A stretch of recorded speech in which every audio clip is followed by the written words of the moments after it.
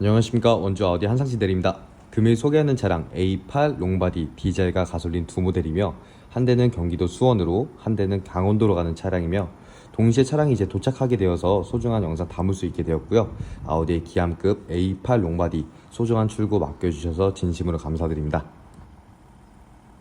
신형 7시리즈의 경우에는 5390mm로 7시리즈 차량보단 A8 차량이 7cm가 작은 차량인데, 이번 7시리즈 제가 봐도 거대하고 강력하게 생긴 것 같아요. 네.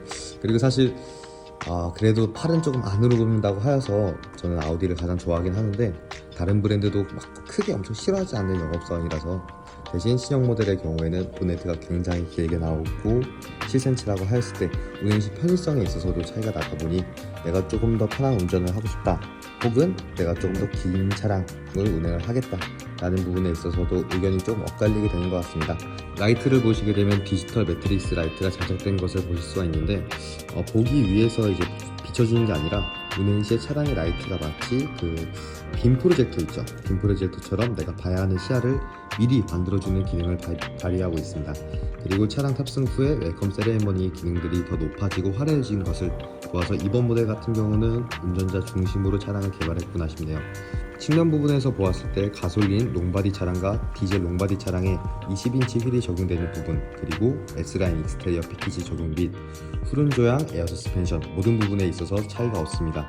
대신 A8 숏바디 모델의 경우 20인치가 동일하게 적용은 되는데, 휠 디자인에 있어서는 롱바디 모델이 조금 더 다양한 스포크가 장착이 되다 보니 개인적으로는 숏바디가 조금 더 이쁜, 그리고 웅장한 휠이 들어간 것 같습니다. 그리고 잘 아시겠지만 아우디 A8에서 어떤 모델을 선택하여도 사륜구동이 적용됩니다.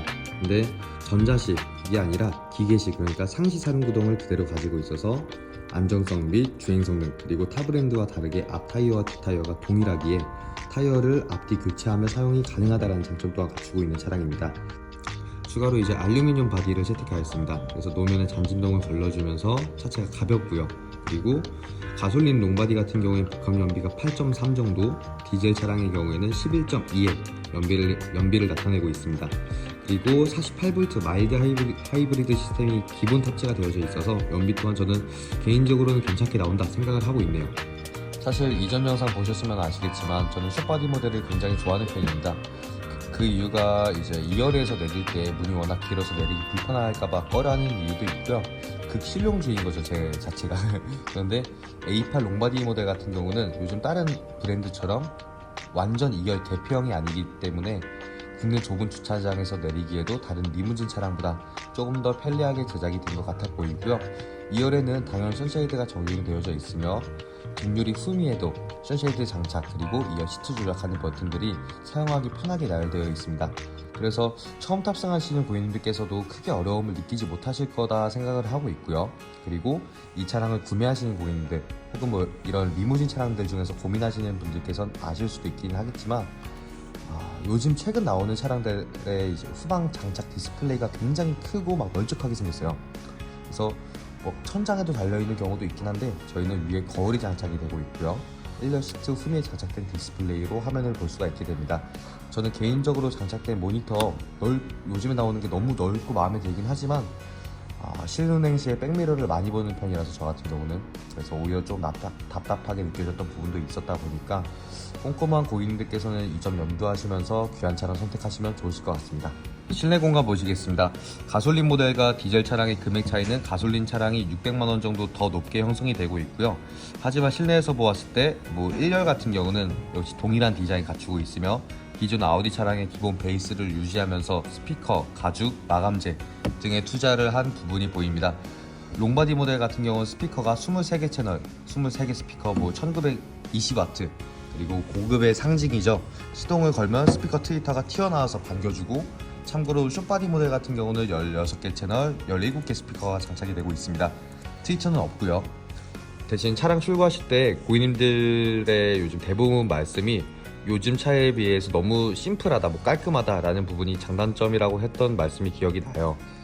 저도 사실 이 아우디에서 차량이 굉장히 파격적이게 나오고 화려하다면 판매만을 생각했을 땐 더욱 좋을 것 같긴 한데, 솔직한 마음으로 현재 판매 중인 이제 A6의 C8 버전이죠. C8 등급 모델인데, 이 모델 판매할 때 동안 벤츠에서 E클래스가 몇 번을 바뀐 건지 또 생각을 하게 됩니다. 그래도 제게 출고하신 고객님들을 위해서 강원도 원주 이제 아우디에서 굳건히 지키고 있고요. 또 최근 신기하게도 AA 모델을 차량을 한 달 동안 4대 정도 출고하면서 느끼는 부분은 차량의 기본기와 모든 조작을 운행에 초점을 맞췄구나 생각을 합니다. 요즘 내비게이션 스크린 패널이 상단으로 올라가면서 쭉 길어졌죠. 그게 이쁘긴 하더라고요. 그런데 이에 해당되는 단점 같은 경우도 분명히 있는 부분 중 하나가 운행 시에 시선이 분산됨과 동시에 운행 중 터치를 하려면 몸을 일으켜서 세워야 된다는 점, 그리고 햅틱 기능이 적용이 되어 있지 않아 가지고 터치를 했을 때 정확히 눌렀는지 확인하기 위해서 다시 본다라는 부분 등을 생각을 해본다면 저는 마지막 내연기관 차량으로 보았을 때 기본기만큼은 확실하게 가지고 가는구나 라는 부분에선 한편으로는 아우디에게 만족하고 추후 전기 차량이 나온다 하더라도 아우디에서 이 장점만큼은 그대로 가지고 가주기를 바라고 있습니다. 동시에 도착했던 차량 2대, 고객님에게 차량 안전하게 인도한 모습인데요. 도로에서 운전자 안전하게 보호하면서 불편함 없이 만족감 줄 수 있는 차량으로 고객님과 오랜 기간 함께하는 차량이 되었으면 좋겠습니다. 감사합니다.